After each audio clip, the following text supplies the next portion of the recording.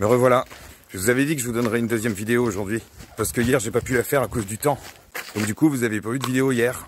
Et je vous ai déjà dit que moi, j'avais un truc avec mon souci d'équilibre. En même temps, je sais pas pourquoi je fais une vidéo, parce que je suis pas forcément bien luné. Je suis tendu du slip. J'ai reçu un coup de fil. Je suis censé rappeler quelqu'un.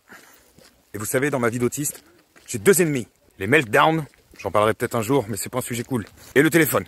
Le téléphone, pour moi, est une menace. Un prédateur socio-culturel. C'est peut-être paradoxal, mais je passe ma vie, moi, à tripoter mon téléphone. Quand j'ai pas le nez devant l'écran, je le tripote, je le tourne, je le manipule. Ça, c'est une autostimulation. Ça aurait très bien pu être un autre objet. D'ailleurs, à propos d'objets, j'ai un de mes collègues qui m'a fait un cadeau. Avec une imprimante 3D, il m'a fabriqué une petite bagounette. Je trouve ça rigolo. Marrant, non? Mais mis à part ça, le téléphone, j'aime pas du tout. En fait, mon téléphone serait parfait s'il n'avait pas l'option téléphone. Il y a un copain qui m'avait dit « Ouais Fabrice, avec toi c'est rigolo. Dès qu'on te laisse un message vocal, tu réponds par SMS ou par mail. » Je dois reconnaître que c'est une fine observation. Ceux qui me connaissent le savent bien. Hein. Je suis pas du genre à appeler, encore moins répondre au téléphone.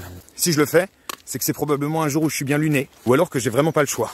En fait, en tant qu'autiste, je suis un petit peu sensible à l'imprévu. Et quoi de plus imprévisible qu'un appel téléphonique? Ah là là, je suis dans ma routine, là là.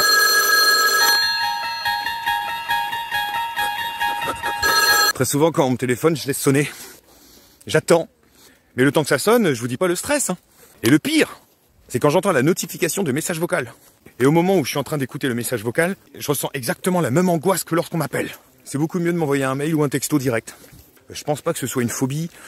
Comme je suis surpris par un appel téléphonique, j'ai pas du tout le temps de me préparer, en fait. De me préparer à cette interaction. Et quand on te parle au téléphone, bah souvent c'est un jeu de questions-réponses. Donc ça demande énormément d'adaptation, en fait. Et énormément d'attention. Pour bien écouter ce que l'interlocuteur veut.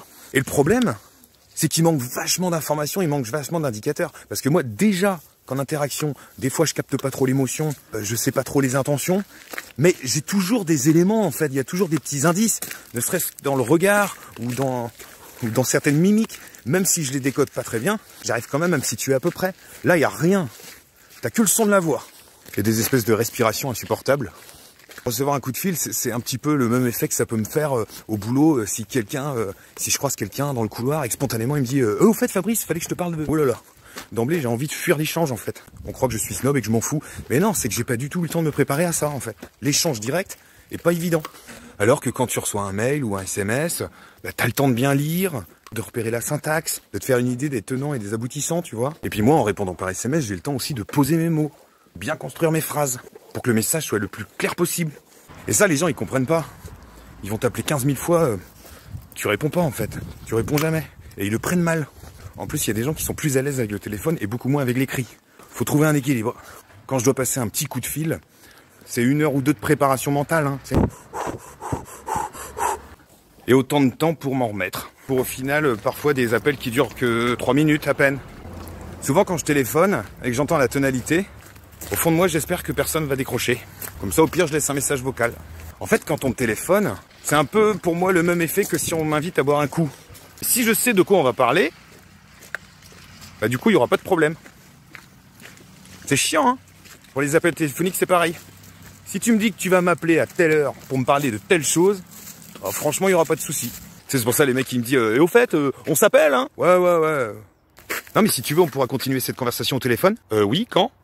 Moi, je comprends absolument pas le plaisir qu'on peut trouver à papoter au téléphone. Après, ça dépend de comment je suis. Je suis pas totalement rigide quand même là-dessus. Le seul avantage pour le téléphone, c'est le podomètre. Parce que quand je passe un coup de fil, je marche des kilomètres. Je fais des va-et-vient en permanence. Je fais les 100 pas. C'est comme ça qu'on dit. Alors des fois, les gens, ils se foutent de ma gueule. Je calme la tension en m'agitant physiquement. Donc là-dessus, c'est pas mal que maintenant, il y ait des téléphones portables. Parce qu'à l'époque où c'était des téléphones avec fil, en général, j'essayais de tirer le fil le plus loin possible pour me cacher dans un placard. Comme ça, j'évitais tous les paramètres autour. Et je pouvais me concentrer, en fait. Après, ça peut m'arriver d'avoir des longues conversations téléphoniques. Hein. Ça dépend aussi du lien que j'ai avec les gens et du contenu.